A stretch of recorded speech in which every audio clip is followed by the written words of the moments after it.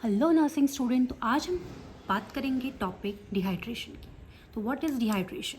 Dehydration lack of fluid and electrolyte in body is known as dehydration. मतलब body में fluid और electrolyte की कमी होना डिहाइड्रेशन होता है। क्या क्या टाइप होते हैं डिहाइड्रेशन के? First one is according to weight loss, यानी कि वेट लॉस के अकॉर्डिंग। तो इसमें है माइल्ड, मॉडरेट, सीवियर। माइल्ड में 2 to 5% weight loss of total body weight होता है। मॉडरेट में 6 to 9% एंड सीवियर में मोर देन 10% वेट लॉस होता है। Next is according to clinical manifestation. इसके अकॉर्डिंग होता है isotonic, hypertonic and hypotonic. Isotonic में equal water and electrolyte loss होता है। इसमें हाइपोवोलेमिया होता है, should be treated with isotonic solution. Isotonic solution का एग्जाम्पल है normal saline. Hypertonic, excess water loss from body, यानी कि बॉडी से वाटर लॉस ज़्यादा हो जाता है जिसकी वजह से सेल श्रिंक कर जाती है, यानी कि सिकुड़ जाती है। Should be treated with hypotonic solution. इसमें हम हाइपोटोनिक सोल्यूशन देते हैं जैसे कि 0.45% normal saline which is also known as half nor, ये हम दे सकते हैं, या फिर 5% डेक्सट्रोजन वाटर। ये क्या करती है, क्योंकि देखो सेल क्या हो गई है, श्रिंक हो गई है।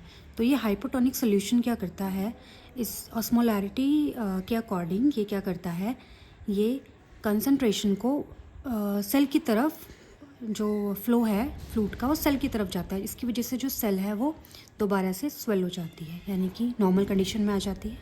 हाइपोटोनिक में इलेक्ट्रोलाइट का लॉस ज़्यादा हो जाता है तो सेल की स्वेलिंग हो जाती है। Should be treated with hypotonic fluid. Hypotonic जैसे कि 3% नॉर्मल सलाइन और या फिर TPN, इस टाइप के फ्लूइड्स होते हैं। इसमें क्या होता है, देखो सेल स्वेल हो गई है तो हाइपोटोनिक क्या होता है, वो वहाँ से हायर कंसनट्रेशन से लोअर में लेकर के आएगा तो सेल जो है वो नॉर्मल पोजीशन में आ जाएगी।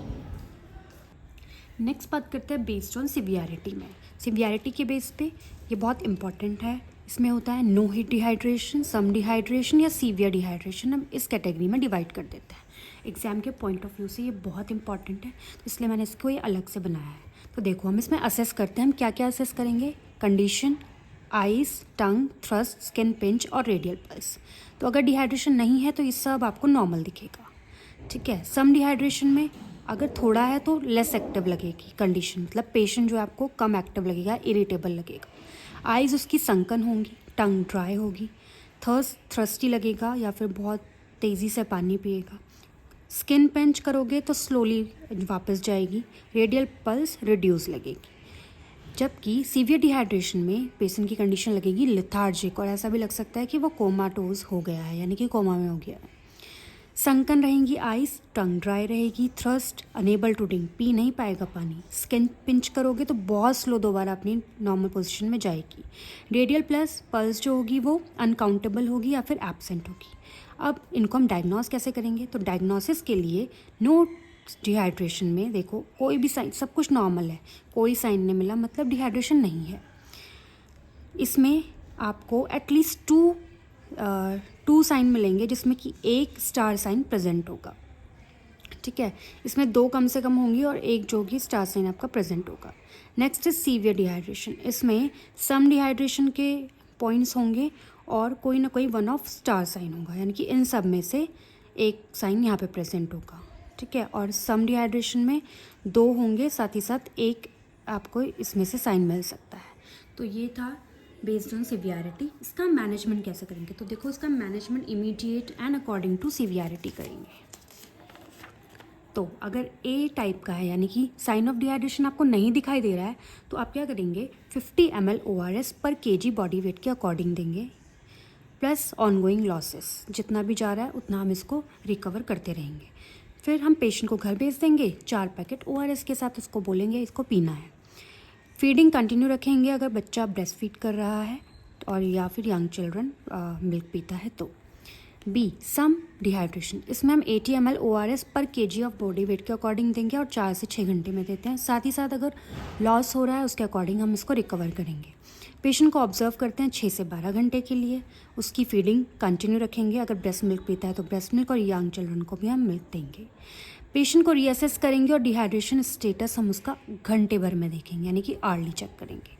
अगर उसको फ्रीक्वेंट वॉमिटिंग हो रही है या फिर 3 टाइम से ज़्यादा हो गया है 1 घंटे में, तो उसको हम जल्दी से जल्दी IV स्टार्ट करेंगे। सीवियर डिहाइड्रेशन में IV फ्लूइड स्टार्ट कर देते हैं इमीडिएटली 100 ml पर kg बॉडी वेट के अकॉर्डिंग, जिसमें कि सोडियम, पोटेशियम, क्लोराइड और बाइकार्ब होंगे, जो कि किस में होता है, सलाइन या फिर RL में। 1 साल से कम बच्चा है या फिर माल नरिश है तो उसको 30 ml पर kg फर्स्ट आवर में देंगे, नेक्स्ट 70 ml पर kg नेक्स्ट के 5 घंटे में देंगे। अडल्ट एंड चिल्ड्रन अगर 1 साल से ज़्यादा के हैं तो उसमें 30 ml पर kg in first half hour में देंगे, 70 ml पर kg नेक्स्ट 2.5 घंटे में देंगे। पेशेंट को एनकरेज करेंगे कि ORS सोल्यूशन जो जितना ले सकता है उतना पिए, और अगर इन्फेक्शन हो गया है तो हाइड्रेशन के बाद हम एंटीबायोटिक भी देते हैं जो कि डॉक्टर ने प्रिस्क्राइब करी हो। नेक्स्ट बात करते हैं और इसके साथ साथ हम क्या पेशेंट को देते हैं।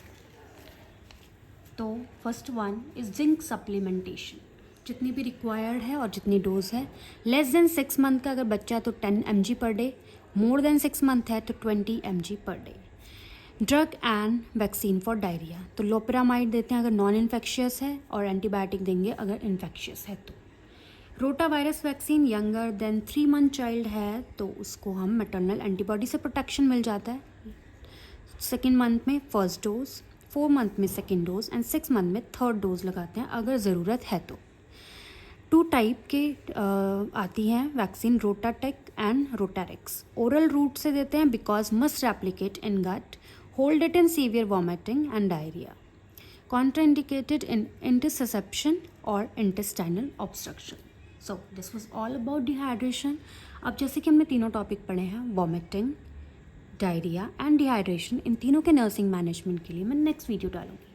अगर आपको वीडियो अच्छी लगी हो और ऐसे हैंड रिटन नोट्स आपको कंटिन्यू चाहिए तो please do like and subscribe. मैं कोशिश करूँगी कि सभी नोट मैं आपको प्रोवाइड कर सकूँ और आपके GNM या फिर BSc नर्सिंग की जर्नी को ईजी बनाऊँ।